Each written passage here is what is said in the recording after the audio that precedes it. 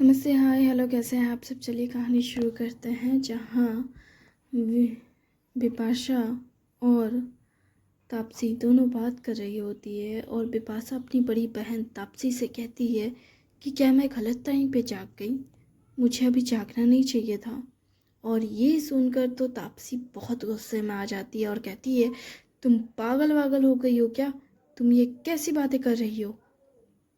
जिस पर वो कहती है, माफ़ कीजिएगा दीदी, मैं तो बस ऐसे ही बोल रही थी। डॉक्टर तापसी गुस्से से भड़कते हुए कहती है, चुपचाप कमरे में रहो, खाओ, मज़े करो और आलतू फालतू की चीज़ें मत सोचना।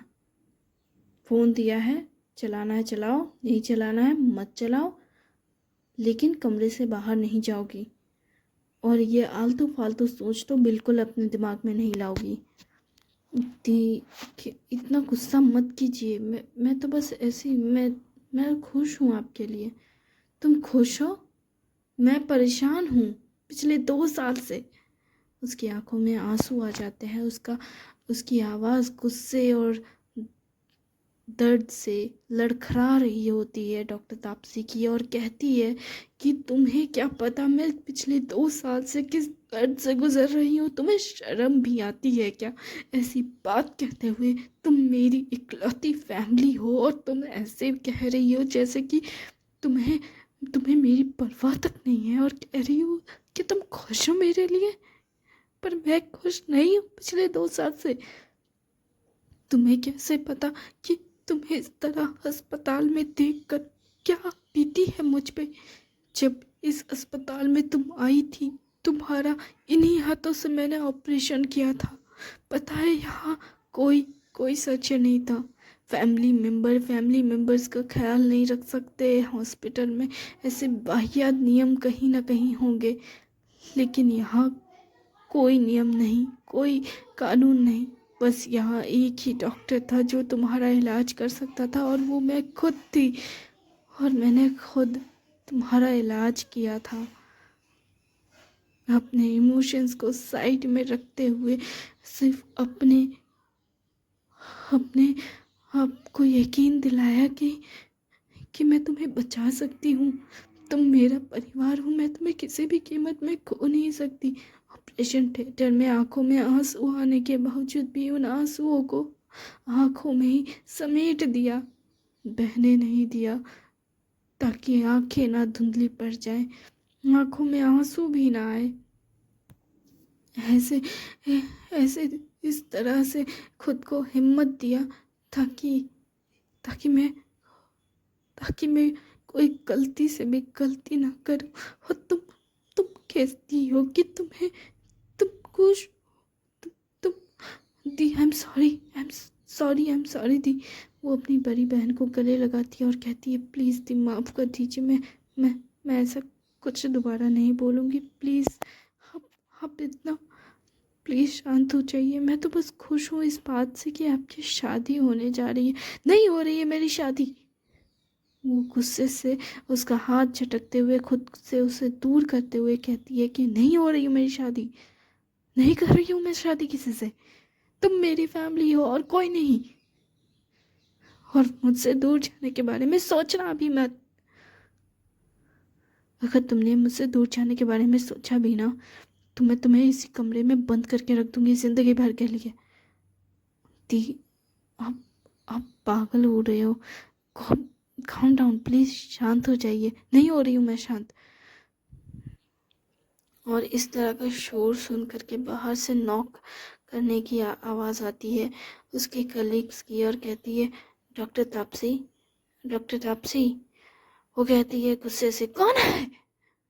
जिस पर वो कहती है, डॉक्टर तापसी, मैं मिथिला। वो वो शांत हो जाती है कुछ देर के लिए और अपनी बहन को इशारे से कहती है, कमरे से बाहर मत निकलना, यहीं रहना। वो कमरे का दरवाज़ा खोलती है और फ़ोन हाथ में लेते हुए निकलती है और कहती है, क्या हुआ? वो कहती है कि आप बहुत गुस्से में थी। एक्चुअली मेरे बॉयफ्रेंड से थोड़ा झगड़ा हो रहा था, इसलिए आई एम सॉरी। मैं बहुत ज़्यादा ज़ोर से बोल रही थी तो आई एम सॉरी।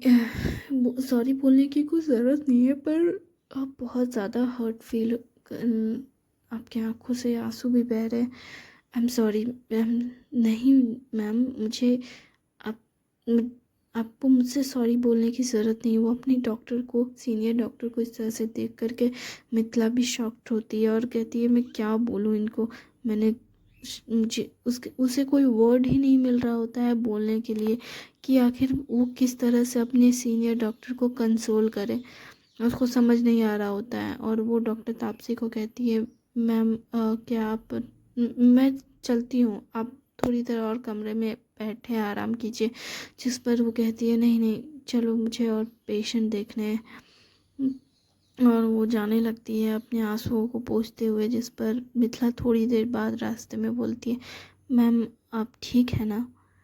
वो आप बहुत ज़्यादा रो रही थी, आप ठीक है ना। जिस पर वो कहती है हाँ मैं ठीक हूँ, सॉरी मैंने तुम्हें डरा दिया होगा। नहीं नहीं मैम, आप काफ़ी टाइम से मुझे सॉरी बोल रहे हैं। आप वैसे कुछ बात है तो मुझे बता सकती हैं, अगर आप शेयर करना चाहें तो मैं यहीं हूँ। जिस पर वो कहती है नहीं ऐसे कोई बड़ी बात नहीं है, एक्चुअली शादी को लेकर के थोड़ी बॉयफ्रेंड से बातचीत हो रही थी। वो अपनी फैमिली मेम्बर से मिलाने के लिए एग्री नहीं हो रहा था, तो मैं थोड़ा गुस्सा हो गई। मैंने बोला कि तुम ही एक मेरी फैमिली हो और तुम इस तरह से मतलब मुझे बहुत आई एम सॉरी मैम। मुझे पता नहीं था कि आपकी अभी तक शादी नहीं हुई।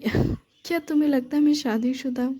नहीं मतलब मुझे लगा था कि आपकी एटलीस्ट एंगेजमेंट वगैरह तो हो ही गई होगी।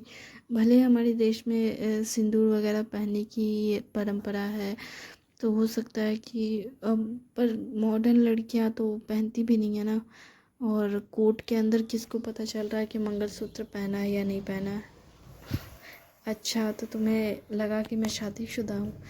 हाँ, वैसे भी आप काफ़ी, और फिर आपसे कुछ कुछ लड़के मिलने भी आते। देखो वो मेरे पेशेंट हैं, मेरे दोस्त हैं, लेकिन मैं मेरा ऐसा किसी आई एम सॉरी मैम। मुझे लगा कि मैंने अक्सर आपको फ़ोन पे मतलब बात भी करते हुए देखा है, तो मुझे लगा कि आई एम सॉरी, गलत मत समझिएगा।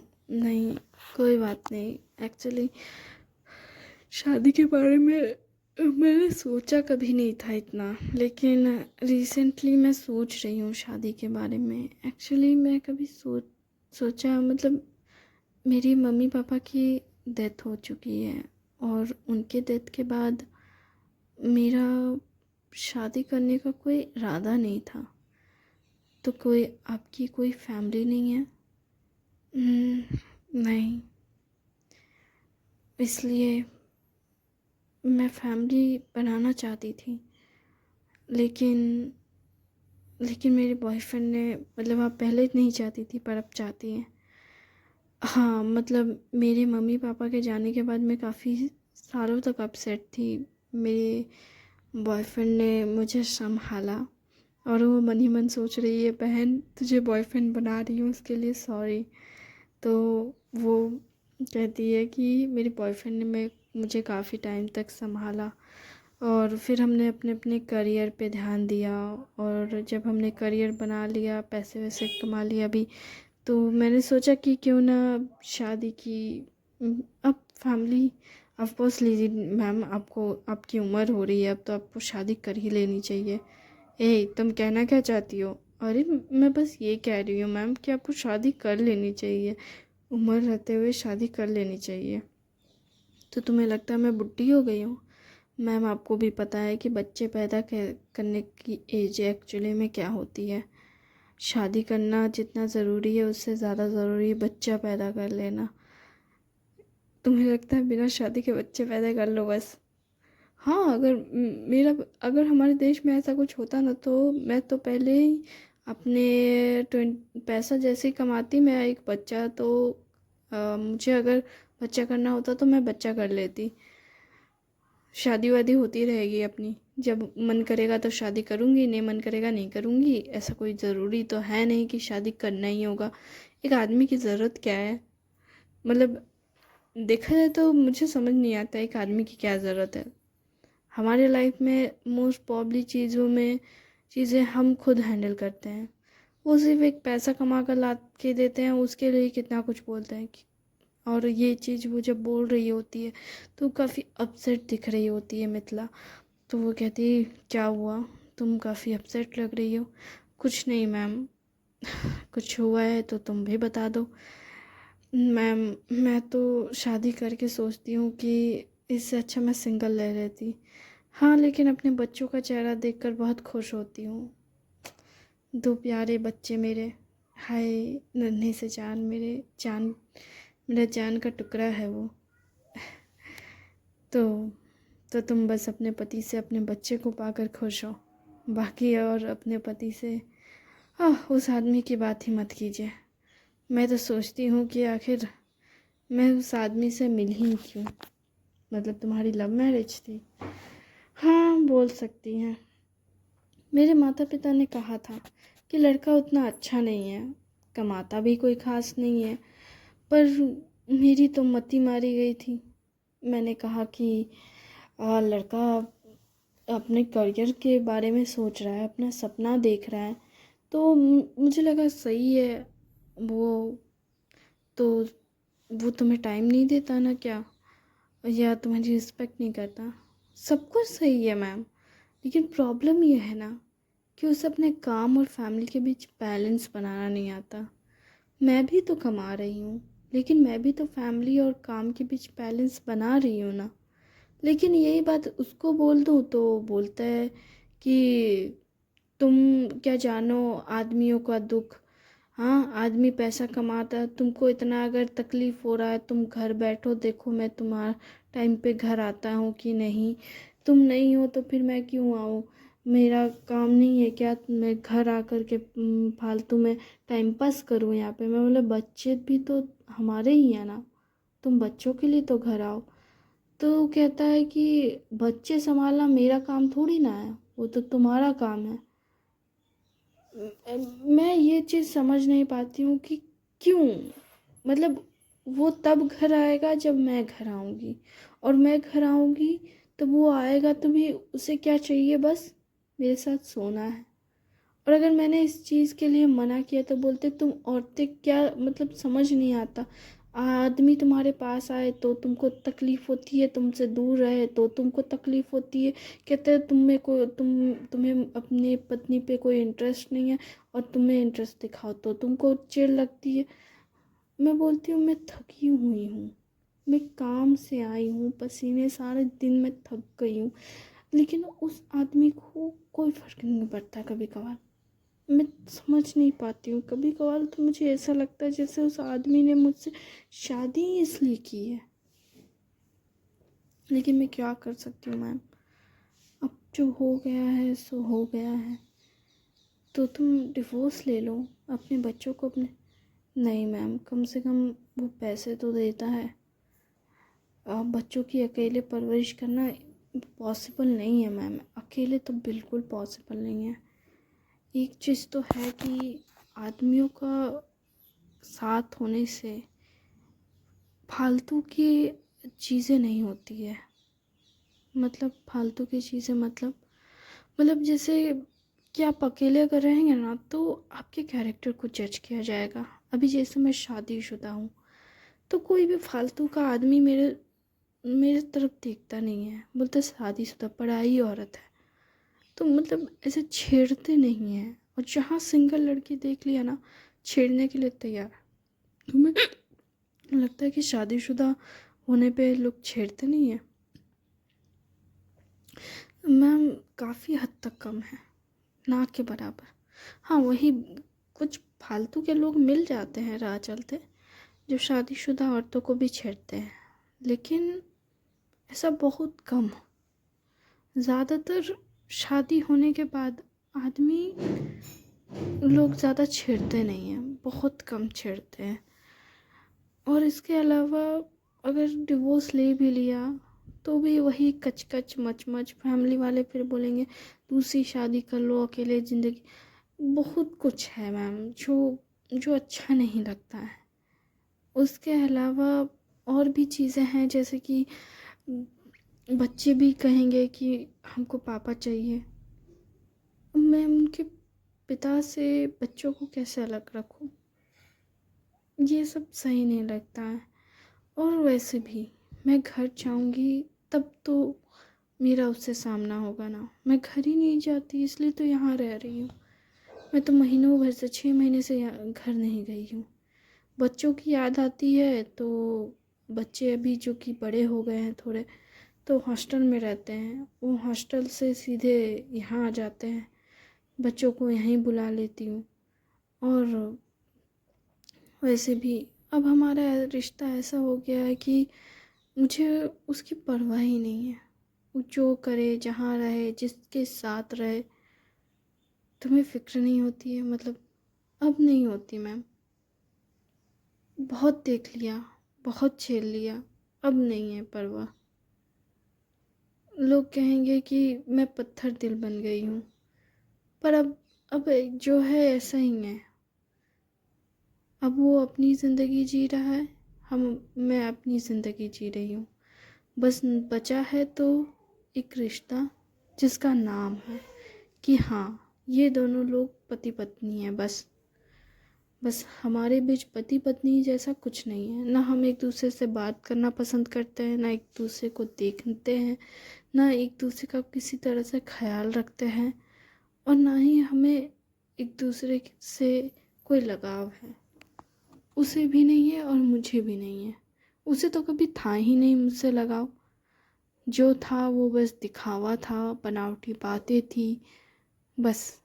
और अब जब सब कुछ ख़त्म हो गया, जब मुझे लगा कि अब बस हो गया, तो मैं खुद दूर चली आई। और देखिए ना मैम, मैं पिछले 6 महीने से भी ज़्यादा वक्त से यहाँ हूँ। उस आदमी ने एक बार भी मुझे फ़ोन नहीं किया, वो एक बार भी। और मिथिला ये सब जब कह रही थी, उसके आंखों में आंसू आ रहे थे। तापसी सोच रही थी कि ये कह तो रही है कि इसे परवाह नहीं है, लेकिन इसे बहुत परवाह है। आज भी उसकी हर चीज़ से फ़र्क पड़ रहा है उसे। और वो आदमी पता नहीं कहाँ है। वो कहती है, कंटिन्यू मिथिला करते हुए अपनी बात, कि मुझे परवाह नहीं, बिल्कुल नहीं। डॉक्टर तापसी कह रही है, मन ही मन कहती है, ये बस खुद को कन्विंस करना का ट्राई कर रही है कि इसे परवाह नहीं है। और वो रोते रोते कहती रहती है, उस आदमी को जब मेरी पड़ी नहीं है तो मुझे भी उसकी नहीं पड़ी। वो जब मुझे फ़ोन करके नहीं मेरा हालचाल पूछ सकता, तो मैं भी नहीं पूछूंगी। हमेशा मैं ही क्यों उसकी तरफ जाऊं?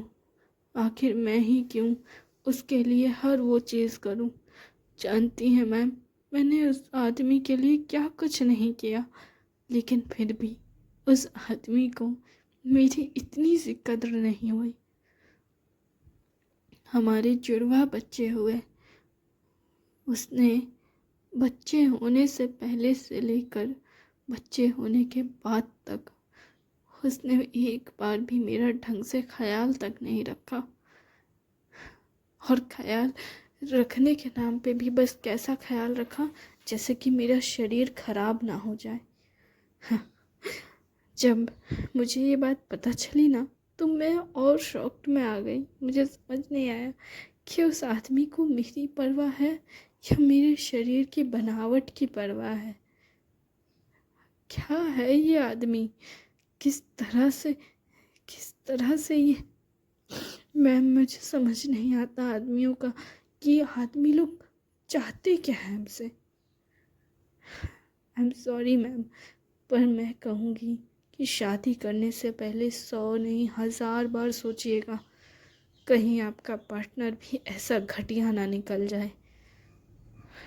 अच्छा, ठीक है, मैं ध्यान दूँगी।